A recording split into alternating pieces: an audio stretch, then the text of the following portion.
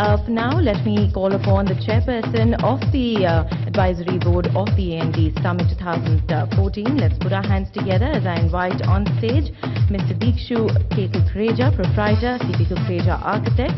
He comes as a gold medalist in architecture from School of Planning and Architecture, has worked in India, France and the US, has some absolutely great experiences across the globe, has been selected as the Young Icon of the Decade and one of the best citizens, along with being the face of the 21st century in architecture in India. Well, he can proudly say that the Aero City that all of us are witnessing today goes to the credit of him and his team. Let's put our hands together as I welcome him on stage.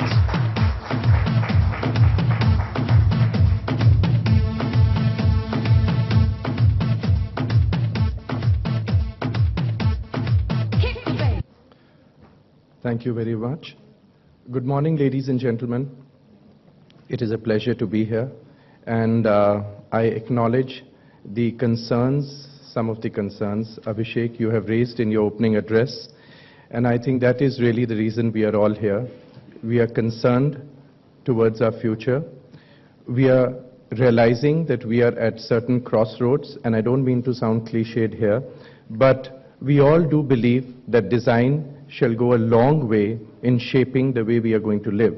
So I think it's very important while new people at the helm of decision making take their positions and announcements are made, and whether it's smart cities or maybe not so smart cities, but whichever way we are moving forward, I think it's the right time to reflect on where does design stand, where does architecture stand. And the subject that I'm going to be talking about today, which is part of this whole summit, is about, as we move forward, we need to just look back at tradition, and we need to introspect and see that while there is always a surge towards trying to do something new, in that enthusiasm, how do we want to react towards tradition? So really what I'm going to be talking about today is blending tradition with modernity. Could I request for the presentation here, please? Thank you.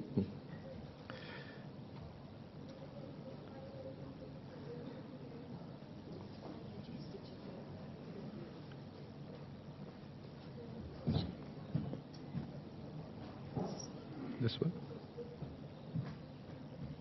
Okay.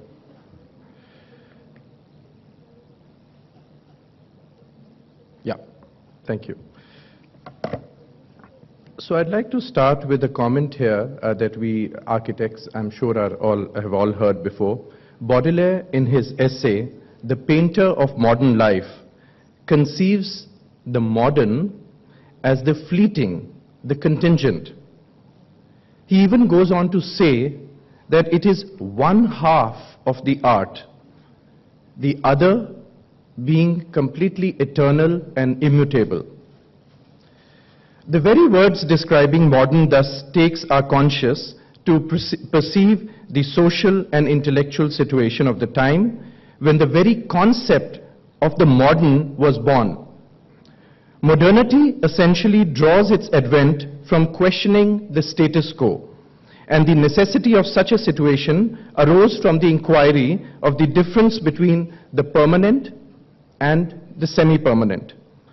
To be precise, modernity was the movement which was aimed at searching for the real roots, and modern architecture was about obviously searching the real roots of architecture. As you're all aware, modern architecture is a subset of modernity, which came as an overall theme. And it also revolved around looking at the aspect of transformation, which is precisely what we are looking at today, where the changes need to take place. The real roots, as the case may be, is considered the circle of life, which we popularly call tradition. Tradition is conceived by many as a practice, or even more than a practice, a worship of what has existed over the years, decades, centuries. Tradition is considered immortal and hence holds a timeless value to society. And as our Rig Veda suggests, the components of this system are: one, the sthan or the place held in kal or time, and this is defined and redefined by the unaging activities of patra or man. And as Stapati or as architects, we thus dwell our whole lives in inquiring the connection of sthan and its spatial components with respect to human endeavors of necessities, and from thereby we derive design and the shape of our buildings. Any architectural design has to be put through the test of time. And what I'm going to show you here through some images is that how we can look at tradition, how first of all tradition is something which is only existed for the past, but it has gone past, it's immortal, and it has gone through the period of time. What you see here is the image of Paris, and when Paris was looked at, something which was old, unlivable, some can say tradition, which could not be taken anymore, and it had to be changed. And when the change happened, people were concerned, people were against the whole Haussmann's idea of breaking down completely and building afresh. But what we see today, which has shaped up in Paris, is before us. So this sketch or image just shows that how the tradition was getting broken down completely without thought at certain times, and being replaced with what was at that time perceived as modern. But what I would like to also bring to your attention is that whether we talk about tradition or we talk about modernity, what you see in architecture is that there is always an inspiration, always a start from the purity of forms. So what you see here are images which I think are self-explanatory, but if you see whether it's the triangle, whether it's the circle, whether it's that rectangle, the circle, how in the world-famous building in Rome, the Pantheon, how it is inspired by the circle. And even if we move into 20th century or 21st century architecture, or wherever the modern movement really questionably began, you still see the purity of forms which have been the source of inspiration for the images towards at the bottom. So what I'm trying to explain here is that whether it's tradition or whether it's traditional or whether it's modern, it's really the inspiration remains the purity of the forms. The British Museum, you see how a modern structure has come over an otherwise old building, and how the two fit together. You see whether it's tradition or whether it's the modern architecture, both have always appreciated a sense of rhythm, a sense of order, in both in life as well as in architecture. And these qualities still remain meaningful and significant to this day.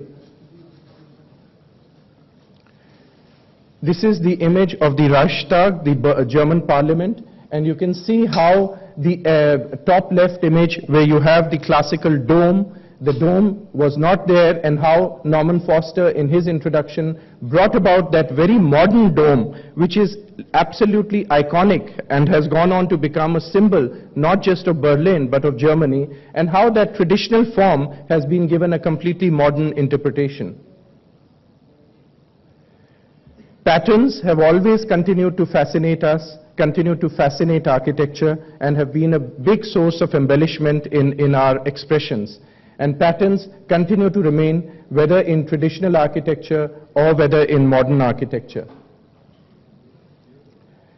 The idea of monumentality, which is representing grandeur and is considered a means of respect towards public buildings, has always remained, whether centuries back in the Pantheon on the left image, or what we all are familiar with, Chandigarh, and where that monumentality scale is represented.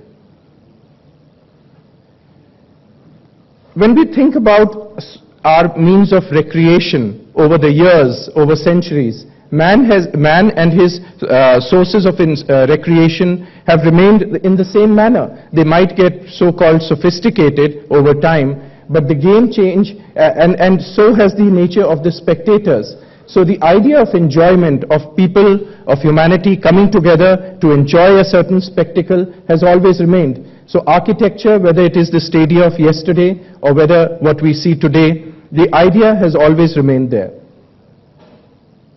And then also about the solidity of form, which depicts boldness or even to an extent brutality. These are elements which have always been there, whether in traditional architecture or in modern.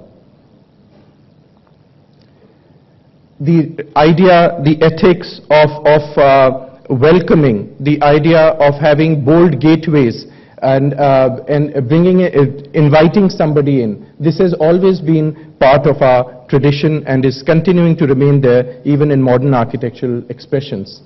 The gateways, whether the Arc de Triomphe or La Défense in Paris, the concept of gateways symbolizing, looking beyond, symbolizing grandeur, monumentality, has always been a consistent element of architecture. The Rashtrapati Bhavan, the inspiration for Rashtrapati Bhavan, which Lutyens himself has admitted, has been both the Pantheon in Italy and the stupa, the Sanchi stupa in India. So it is an element which is cutting across geographies and then goes on to define, which became and continues to remain actually one of the most significant buildings in India. And this in itself over time has now become a source of inspiration for what we design today.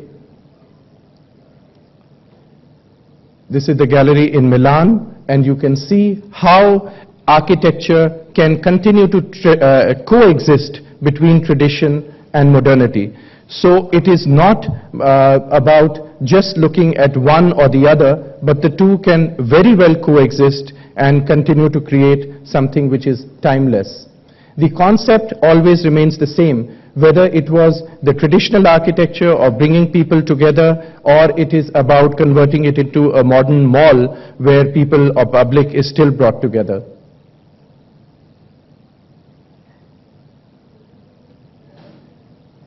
And architecture, there are many such examples which I could continue to go on with, but the basic premise that I'm talking about here is that the two can very easily coexist, and we do not have to dispel one at the cost of the other. What you see here is a traditional building, and behind that a very modern box. The modern architecture which invented the glass box and which was supposed to go beyond boundaries, beyond geographies, and be the ideal simplicity of form.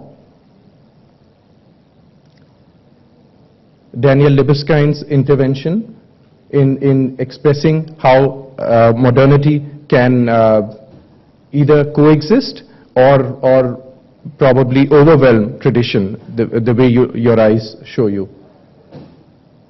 And this example continues to remain my favorite, where modern architecture has gone ahead and done something path-breaking. It has chosen the simplest, purest of geometries, a simple triangle with a material which is extremely modern, a great intervention, and yet extremely well coexisting with traditional architecture. So I would just like to conclude here by saying that, well, what we are going to delve into and discuss today is going to be about tradition and modernity in contemporary practice. But my thoughts on that remain that it is not always that we have to choose between one or the other. Many times people go about talking about architectural styles. And for me, architectural style shall always be something which is redundant, because we are not talking about fashion here. We are talking about buildings which are supposed to be timeless, which remain for posterity, as you have seen so many examples from history here before us. So for us, it's not about choosing an architectural style. It's not about choosing modernity over tradition or one way or the other way around, but it's really about blending the two, appreciating the two, and then thinking about how we want to move forward. Thank you.